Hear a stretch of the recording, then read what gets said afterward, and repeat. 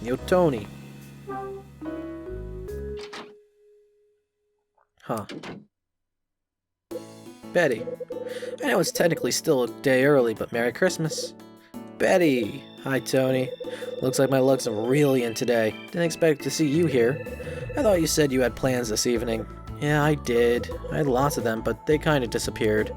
Is that so? While you're here, though, about that present I promised you before. It's okay, Tony. Besides, I'm more interested in having a few drinks. How would you like to join me? It'll be my treat. Would I ever?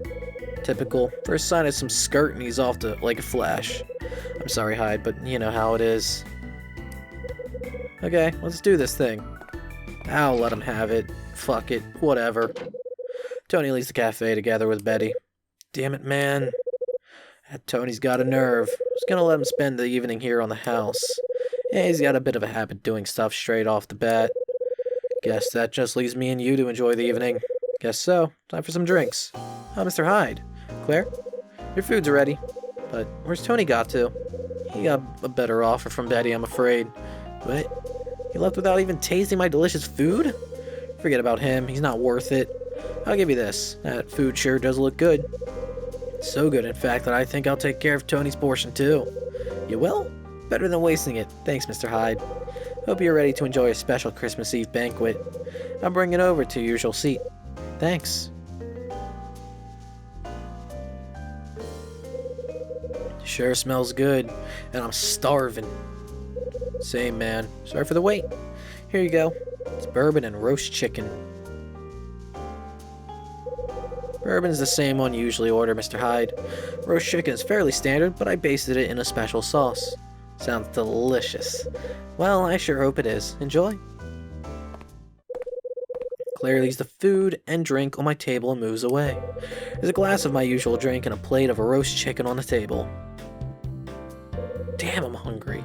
The smell sure is fantastic.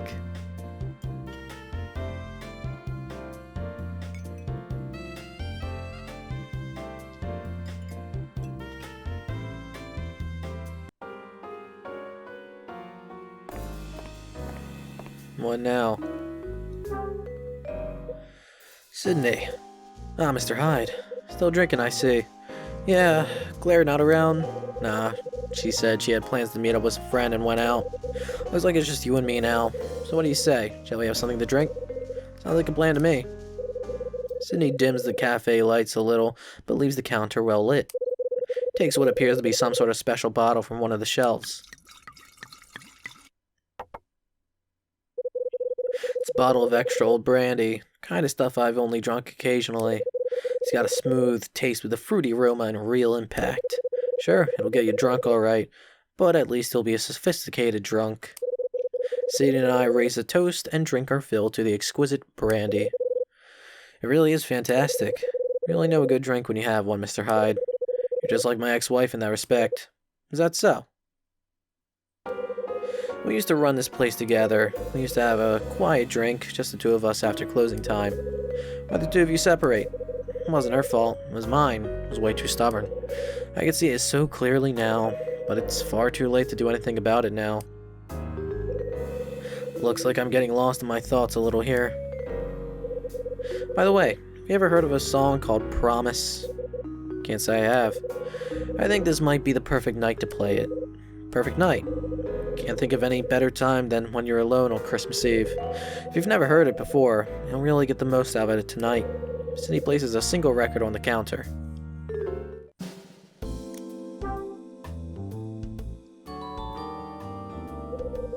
Take Sydney's record. Quite an old one you got here. Yeah, it's old alright, but just brimming over with memories. There was only one copy of it at the shop I went to and I was keen to buy it. Thing is, Claire's mom had gone there for the exact same reason. Let me guess, it's when you two fell in love, right? Absolutely. It was love at first sight. What kind of woman was she? She was the best, at least the best for me. You still feel that way even though you're separated? Of course. What am I saying? Pretty good at making me say the most embarrassing things, Mr. Hyde. Believe me, I'm not trying to. Another drink. I think I've reached my limit. Then it's probably time for me to shut this place up for the night. Thanks again, Sydney. I had a great time. Me too, Mr. Hyde. Me too.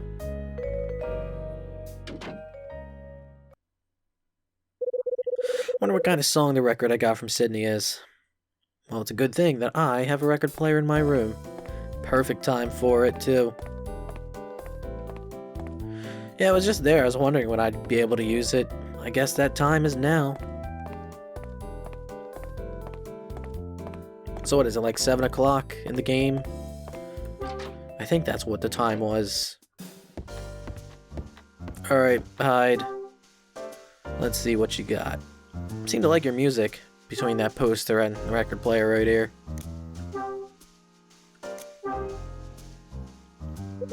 Maybe I should give Sydney's record a listen.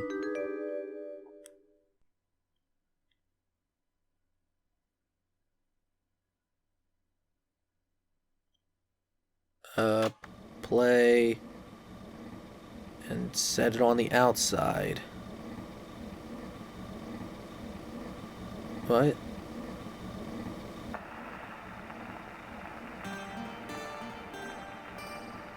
Do you set the needle on the inside or outside? I've never actually used a record player. This is the song that means so much to Sydney. I would assume outside, but I honestly don't know. Promise, huh? Kind of song that makes a person depressed if they listen to it alone. This is the final Christmas Eve I'll be spending in this apartment. Okay, think it's time I gather my thoughts about all that's happened.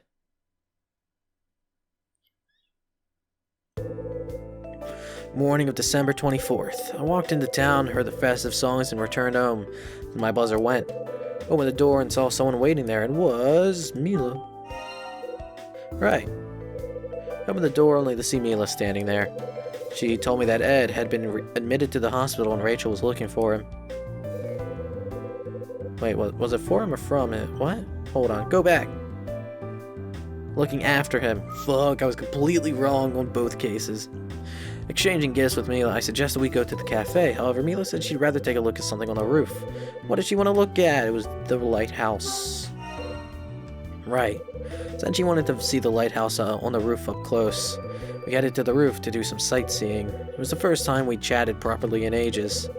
After Mila went home, I met Tony in the lobby and took a small package from him. The package was addressed to Mags, and I took it to her in person. As soon as she saw it, she started shaking and asked me to open it instead. What was in it that Mags thought the package might contain? She thought it would contain a bomb. Right. Thought that the package might contain a bomb of some sort. She went on to tell me about why she thought a bomb might be inside. Apparently she received a threat in the form of a letter in the past. Called Rachel once I got back to my room.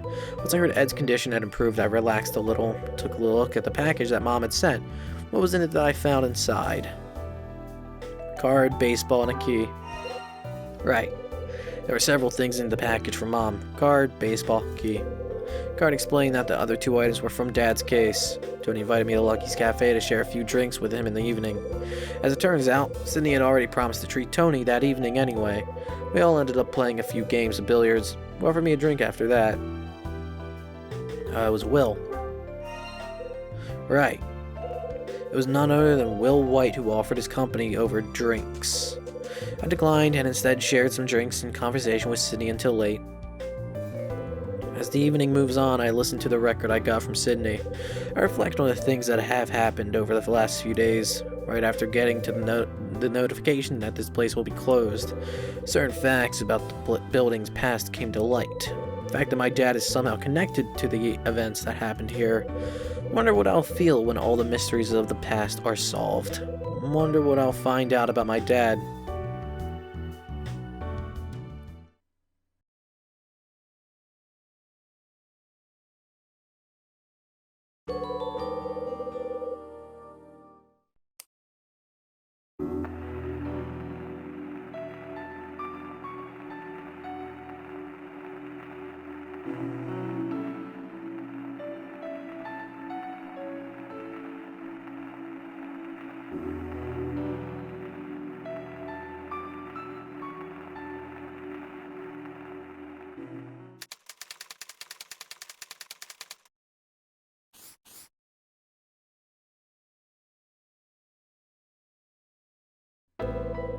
Thursday morning, December 25th. Waking up doesn't feel so bad this time.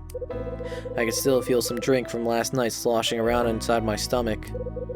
But as I drag myself out of bed and feel a draft of cool air, I soon feel better, like I can actually face the day. Open the blinds and stare out the window.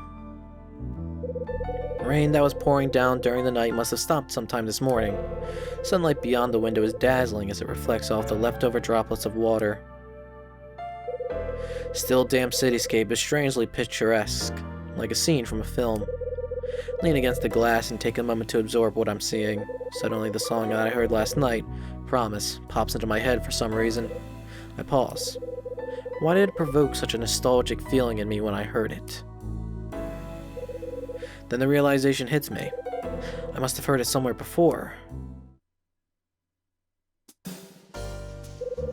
After putting on some clothes, I slump onto the sofa, try to unclutter my memories and recover that one that includes that song.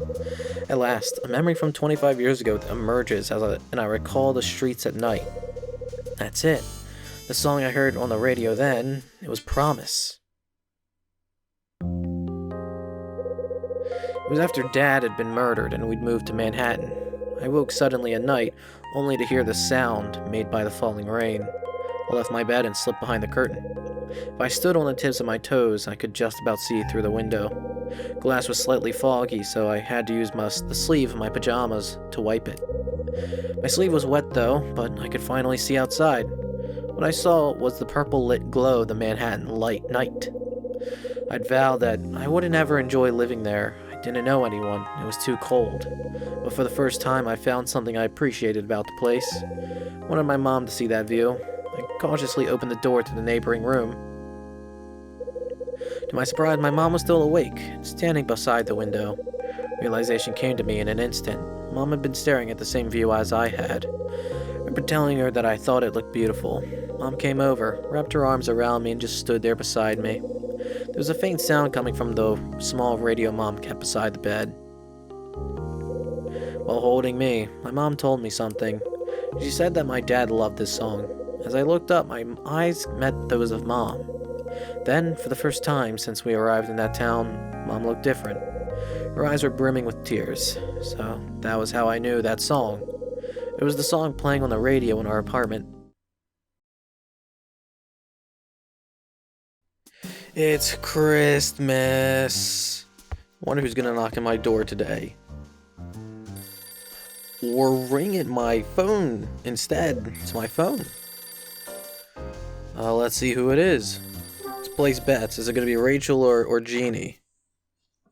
Hello? Mom. Ah, it's his mother. I see you're at home. Yeah, no change there. What's on your mind? Nothing really. I just thought you'd be out. Sorry to disappoint. Don't take everything as a joke, Kyle. I just felt like I should call you, that's all. I didn't really have anything to say, though.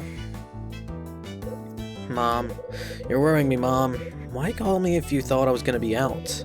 That's what I want to say to her, but decided to keep it to myself instead. Got your package, by the way.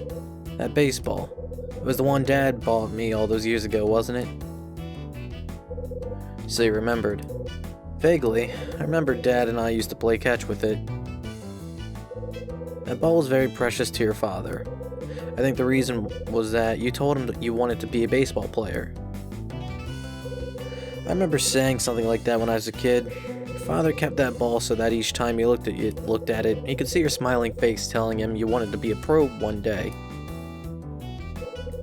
Kids say the craziest things. I don't remember that key though. Was that the key Dad used for the car? No, it wasn't. Then what was it? When the case came back from the police, it was inside. It was there together with the baseball. I haven't got a clue what it's for, but I have a feeling it represents something that he wanted you to have. Mom, there's something I've been meaning to ask for a while now, and I think now's the time. What is it? What do you want to ask me? Why'd you ever get with a guy like Dad? What? He was in a less than respectable career, so why did you agree to marry him? Well, I fell in love. That's why. I fell in love with him and never wanted to be apart. First time I met him was at the hospital where I worked. I was the one in charge of tending to the wounds he came in with. So it was a classic case of patient and nurse falling in love. Yes, I suppose it was. When I met him, he was a total stranger, but I did know one thing. I knew that he was bearing a secret of some kind and that, if it came out, I wouldn't be able to stay with him. That's why I was prepared to be content without knowing. When'd you find out what his secret was? About 2 years after you'd been born? He came clean about precisely what he did for a living. You mean he told you about the safe cracking? Yes. But once you knew, didn't you try and stop him?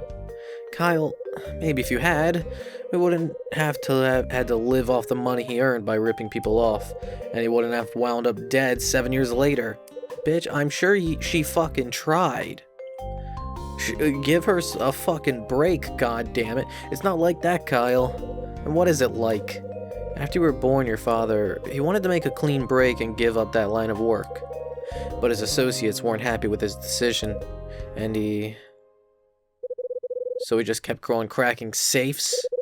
How can you just forgive him like that? Probably because they gave an offer he couldn't refuse, like, I don't know, hey, you know that son you just got? Oh, what if you don't have a son anymore, if you decide to... It's like, dude, for fucking sake, you were a cop once, you should know this kind of shit happens, Kyle. After hearing me shout down the phone at her, Mom drifts into a strange silence. Maybe it's because this was the first time we've ever discussed Dad so openly. I'm starting to regret bringing the subject up in the first place. Let's stop talking about this. Yeah, maybe you're right. Kyle, when you're ready to forgive your father and me, perhaps then we can continue this conversation. Merry Christmas, Kyle. Mom.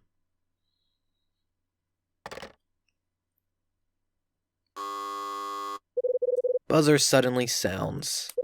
Who's there?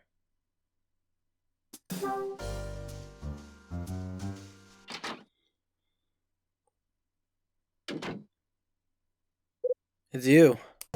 Merry Christmas, Hyde. What the hell do you want this early in the morning? Back to your normal cold self, I see. You have to forgive me, but wasn't it you who dumped your friend on Christmas Eve? Just go paint the town red with Betty. Wait, hold on. Just to go paint. Alright, I know I missed some word.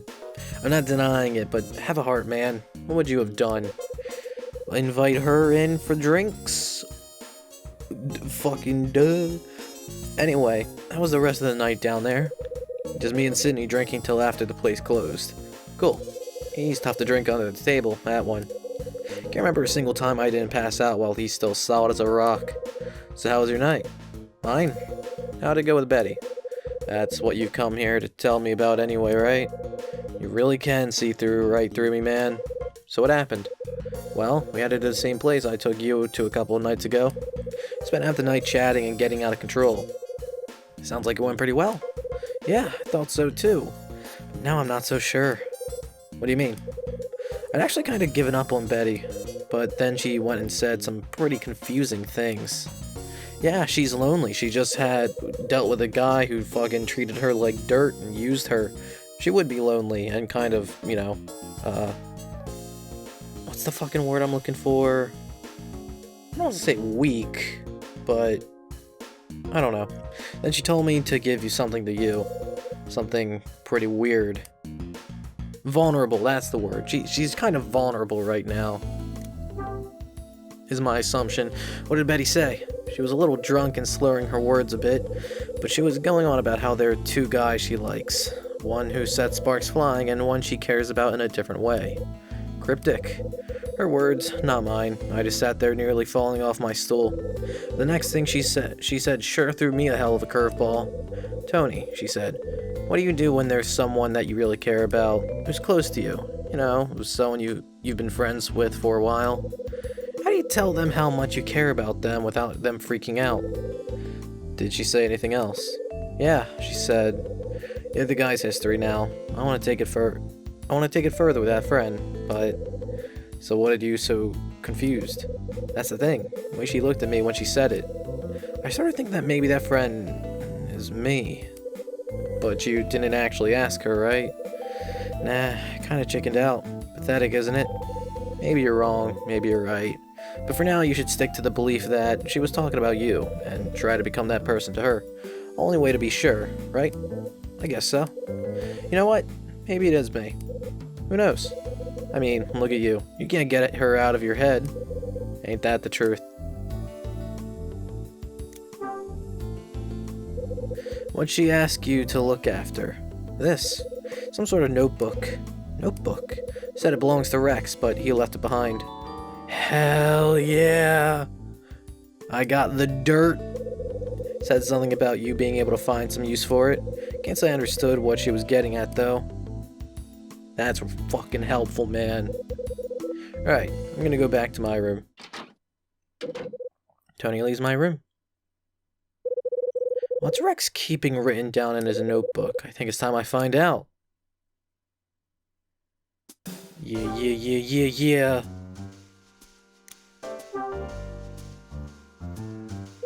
Open Rex's notebook. Inside, there's something written. It reads, 1967. Condor disappeared. Jack Green disappeared. Jack Green? Who the hell's he? Huh. It's my phone again.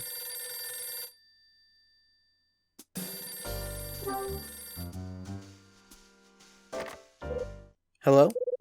From the other end of the line, I hear a very familiar voice. Rachel. Merry Christmas, sweetie. I've got some good news for you. Ed's made a dramatic recovery and will be out of the hospital by the weekend. It's good to hear.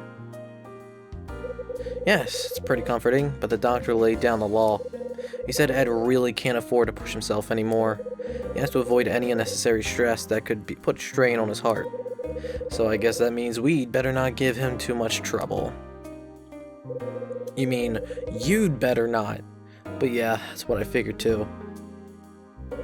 So how about you? Have there been any developments? Nothing too exciting, but there is something I need you to check out. What is it? I need you to check out someone connected to Rex Foster. Someone going by the name of Jack Green, who's under investigation by Rex. He may have disappeared off the grid after 1967. Jack Green, 1967. Got it. I'll see what I can dig up. Expect a call when I find something. Man, Rachel's really good at information gathering. Thanks. Like, insanely good.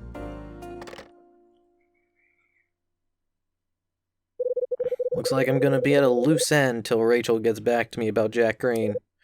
Hang on, just remembered. Need to return Sydney's record to him. Like, it's the kind of thing where she just works at, like, a fucking, like, door-to-door salesman place. What kind of fucking connections do they even have? Where, like... Where it's like... Oh, where the fuck are you getting your information from?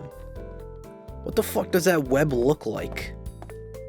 It's kind of insane to think about. Yo, my man, I got your, thing. Sydney, Merry Christmas. Merry Christmas, Mr. Hyde. Thanks again for last night.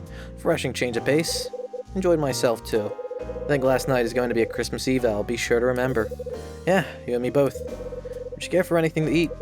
Nah, I'm good. Just came to return that record you loaned me. Give. Hand Sydney back his record. Thanks for that. Did you listen to it?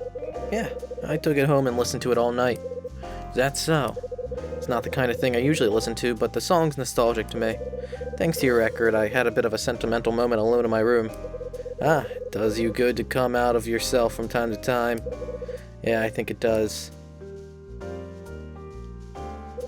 Actually, Mr. Hyde, there was something I wanted to talk to you about. Yeah. Actually, what is it? Just come out and say it. I wanted to ask for your help with something. It's about Claire. Has something happened to her?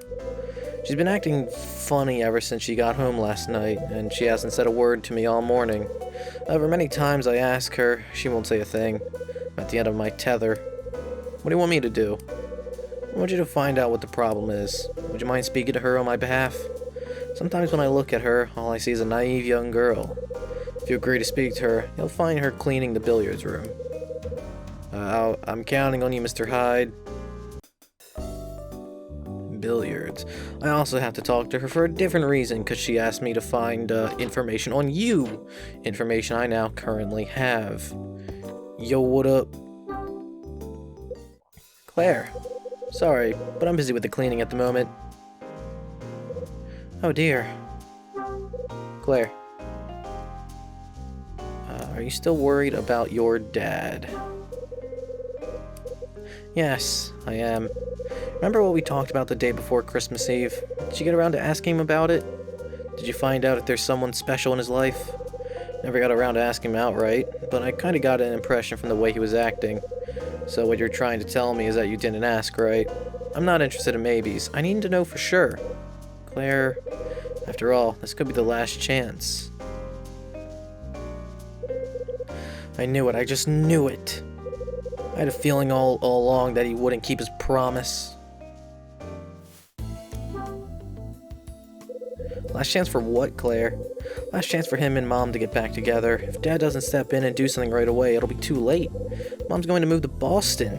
That's what I mean when I say that this is his last chance. So you're holding out hope for your folks to give it a second try, is that it?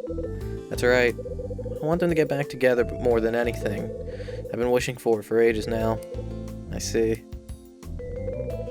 That's where I was last night, Mr. Hyde, with Mom. That's when she told me about her plans to leave for Boston. I asked her straight if she'd give Dad a second chance and try to start over. This is how she responded. She said that she still loved him, even now, but that she couldn't return to Lucky's Cafe. Sure, it has good memories for her, but it also has some bad ones too. She was scared that returning here would bring the bad ones back, and she couldn't stand it. Kind of bad memories. Memories about Dad's loans. Told me all about it. After they fell out, business started to decline at the cafe. Mom hated the idea of borrowing money from a certain person, but Dad did it anyway. That's what eventually led to them breaking up. Claire, what promise was that? It was one Dad made after Mom left. What did he promise? He promised something on the first Christmas without Mom. It was a sad Christmas for me. Dad was busy at the cafe and I was all alone. Waited up until he finished work and returned home. He was a little drunk then when he got there, though. Still, when he saw me, he pulled me into a hug and said that we would find happiness. Just the two of us. He promised me that we'd be happier than we'd ever been before. Happier than you'd ever been, huh? Forced himself into a smile at the time, but I knew the truth. I could see past the smile into the tears that fell from his eyes. I knew that Mom leaving was the hardest thing he'd ever had to deal with in his life. That's why I promised him something too that night. Promised that I'd also look for a way for us to be happy. And that's why you started to think of them getting back together, right? Right. That's all I've thought about since. But I don't know what Dad's thinking anymore. It was the person he borrowed from. It was Mrs. Patrice. Mags? That's what I heard. He got the money he needed from her. Mom's never been able to forgive him for that. And you knew about this? No, I had no idea. Never even heard about it until last night. It was the last thing Mom told me last night. She said Dad still hadn't repaid all the money he borrowed. It was like trying to kid. Dreaming that Mom and Dad would get back together and we'd all live happily ever after. Certainly let my imagination get the better of me, didn't I? Should have known it was never going to happen. I was stupid to even think it could. Claire, as we get older, we learn to become more accepting of each other's shortcomings. I'm sure your folks are no different either. So if they really still love each other enough to put that whole ordeal in the past, who's to say that your dream won't come true after all? My dream? It's all down to how much affection they still have for each other. I'll tell you what your dad told me last night. I'll tell you just how much your dad still loves your mom. Mr. Hyde. You take everything too much to heart, Claire. But sooner or later, both of them are going to sit up and notice how you're feeling. When that happens, they'll finally be able to answer each other's questions. That's why the best thing you can do is keep that smile on your face and stop sighing. You're right, Mr. Hyde. I need to look on the bright side. Still curious, though.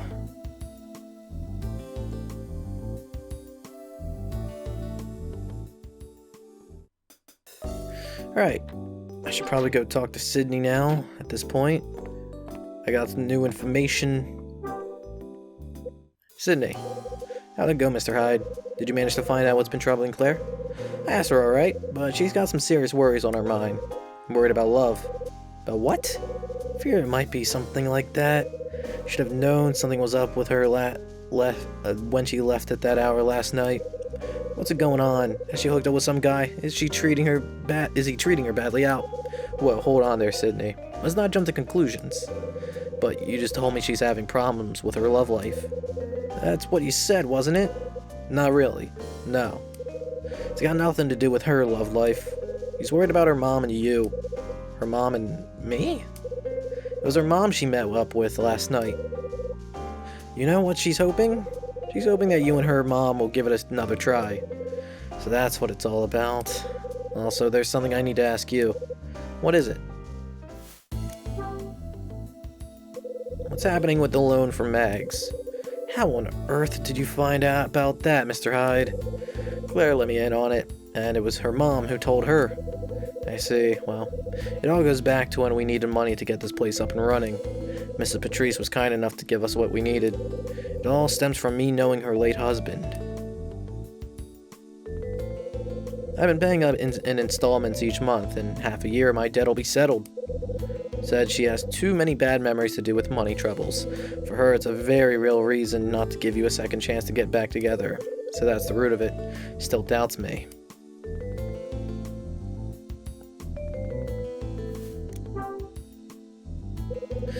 How'd you know Mags' husband? He was a customer in the restaurant here when this place was still a hotel.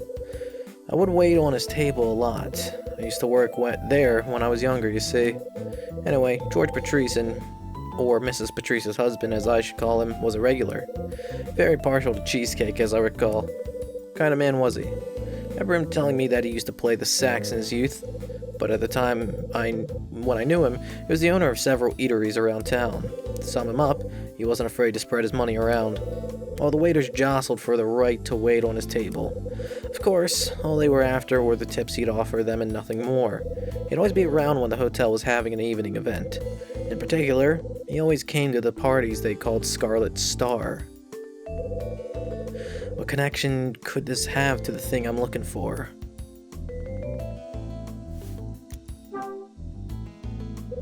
What does Claire's mom doubt about you? She thinks there's something between me and Mrs. Patrice. She does? It was just something my wife was worried about. You see, when Mrs. Patrice was standing trial, I believed that she was innocent. My wife was convinced that she was guilty, and from that point, she was sure that Mrs. Patrice and I had something going on. Meaning that, when I borrowed the money, she refused to forgive me for what I've done. So, was there any truth to it? You and Mrs. Patrice, I mean. Or was it simply all a huge misunderstanding on Claire's mom's part? Of course it was just a misunderstanding. I only had eyes for her. There was never anything between me and Mrs. Patrice. There were parties called Scarlet Star, huh? Yeah, there were. Every month, Hotel Cape West would hold a party on a date with the number 6 in it. Those parties would be called Scarlet Star. How did they earn that name, though? Couldn't tell you. I haven't got the faintest idea, I'm afraid. Other parties that were held there had similar names like Gold Star or Silver Star. Those were held on dates with the numbers 3 or 9. What kind of parties were they? Just run-of-the-mill affairs, really. You know, type with food and drinks and a live band and dance floor. I was there on a number of occasions and they were all pretty similar. So what did they do about the month of June? Because that has 6 in the date every day of the month. How do you decide then? Sydney, when did Mags stand trial? Well, let's just forget about that, shall we? Fuck you, I'm pressing. So you can't tell me, huh? Not really. Well, I can't beat it out of you, but I can ask you very nicely. Will you tell me? Yeah, I suppose I could. Seeing as it's you I'm talking to. But you have to promise to keep it to yourself, mind. Of course. 13 years ago, Mrs. Patrice was a suspect in a certain incident. Jury returned a verdict of innocent, though, and she was freed. Kind of an incident was it? She was suspected of killing her husband. The hell? She was a suspect in a murder case. She was indeed. Sydney, why was her husband Mr. Hyde? I've got nothing more to say on the matter. Can we leave it there, please? Verdict was innocent, and that's all that counts. Really don't want to talk about it anymore. I understand. Just need to make sure. But you will keep the discussion between us, won't you? I really don't want anything I've said about Mrs. Patrice to get out. I only told you because I would trust you. Yeah, I hear you loud and clear. Then we understand each other. Last thing I want is to cause any trouble for Mrs. Patrice. Now, was that everything you wanted to ask me about, Mr. Hyde? I do have a cafe to run, you know.